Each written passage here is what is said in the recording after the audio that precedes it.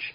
The issue that hovers around the psychedelic experience, it was mentioned last night, it's strong in my life. I haven't found any real solution other than hold your nose and jump. But the issue is surrender. This is something real. You don't find people going into the ashram in the morning to meditate with their knees knocking in fear because of how terrifying and profound they know that meditation is going to be. But if they were going in there to smoke DMT, you know, they would be fully riveted on the modalities of what was about to happen. I mean, we can tell shit from shinola. It's just that we don't always prefer shinola. And I'm not like, I don't advocate it. You know, people, like sometimes there are people who are disappointed because they say, well, how often do you do it? Well, the answer is not very often. I mean, if I can get it in a couple or 3 times a year, I feel like I'm hitting it pretty hard. And the more successful it is, the less often you have to do it. I mean, I know people who say DMT is their most favorite drug, and when you say, well, when was the last time you did it? They say, well, 1967. It only lasted 4 minutes. They're still processing it. And they are still processing it. They're not just whistling Dixie. I mean, it is, to my mind, just the most... Well, I mentioned this earlier, the question, how do they keep the lid on this stuff? And I suppose here I'm preaching to the converted, because many people last night said they had an interest in this kind of thing. But they don't keep the lid on sexuality. No society has ever had it so under control that people didn't have sex. I mean, they may have had sex under weird conditions and under, you know, ritual strictures and this and that. But we are like this salamander that has the option of never developing into its mature form. And to my mind, that's a tragedy, because this is our birthright, and somehow our inability to get a grip on our global problems has to do with this immaturity about our mental state. The two, I feel very strongly, are linked, and that of course we can't get control of the world because we are children in some profound way.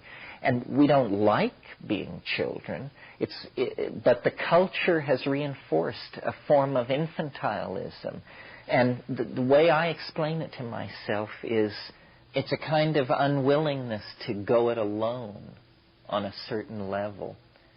I don't know how many of you remember in Brave New World, Huxley's brilliant dystopia, but there's a scene in there where Bernard, who is the guy who's out of it in the novel because in his fetal fluid they got an alcohol contaminant.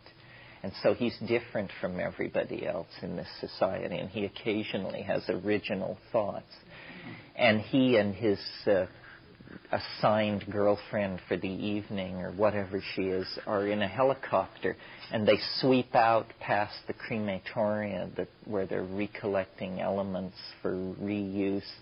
And he suspends the helicopter over the Black Bay, and she immediately becomes very agitated, restless, anxious, and pleads with him to return to the city.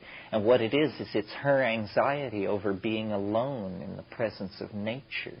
She literally can't take it.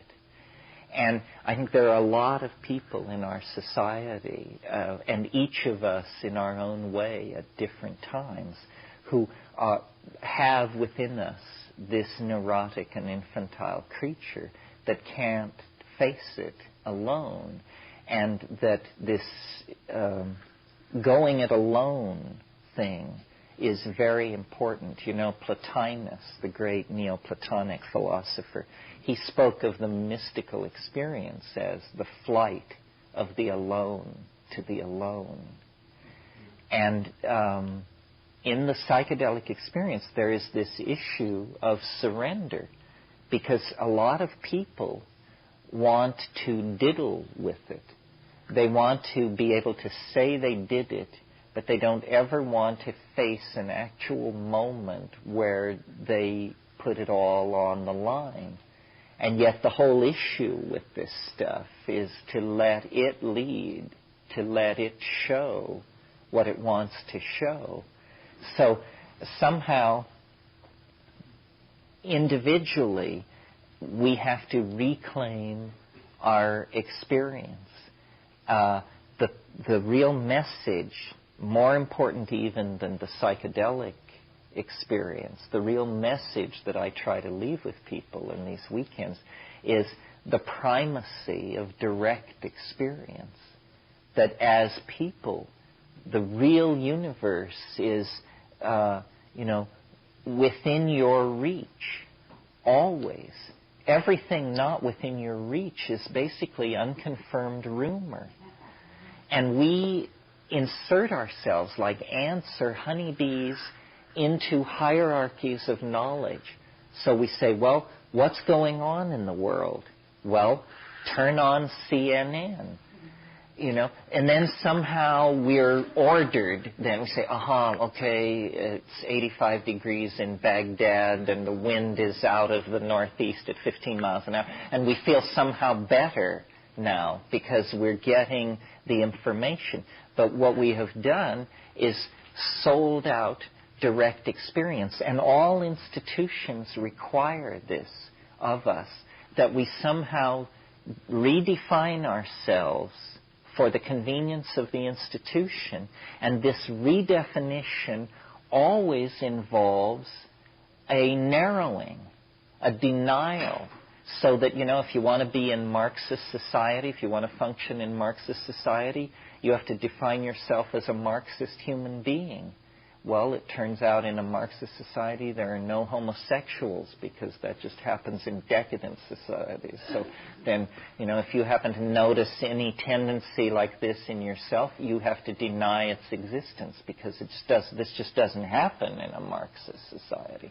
And similarly, every society has this. In our society, if you hear voices, we have mental hospitals for you. If you have vast visions of the future, we have drugs that can help you and make this go away. So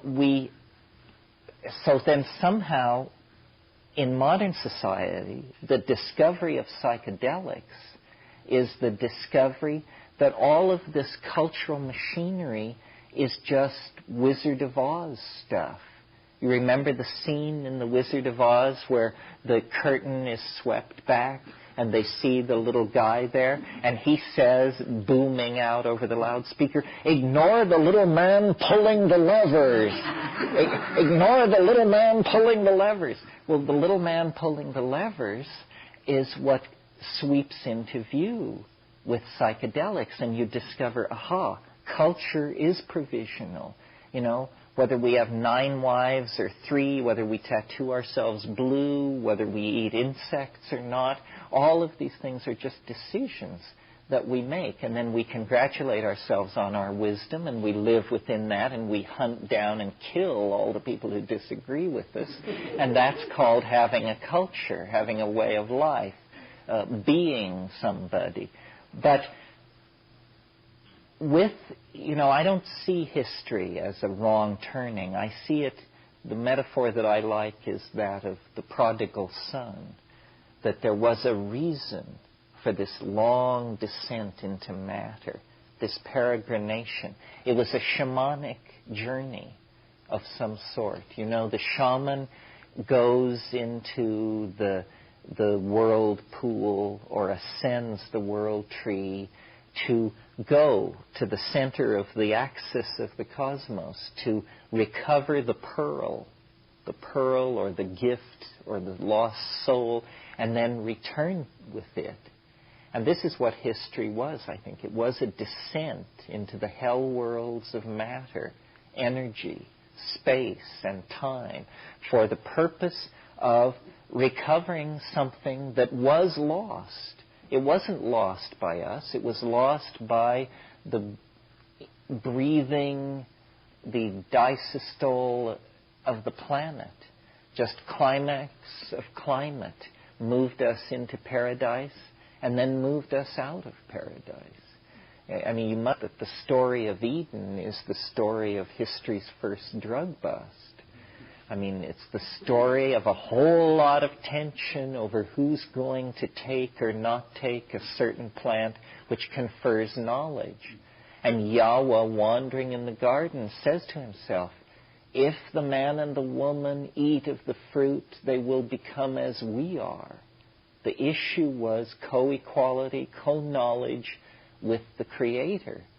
Well, where do we stand, in man's existential march? How does that work?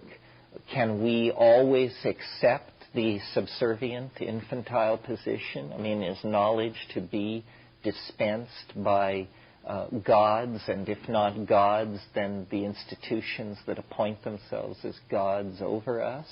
Or is it actually that maturity begins with somehow claiming this birthright? And it is a birthright. And I don't know if a society can survive the claiming of this birthright by a large number of people. Certainly in the 1960s, when this was attempted, everybody got very agitated, and then it was frozen out.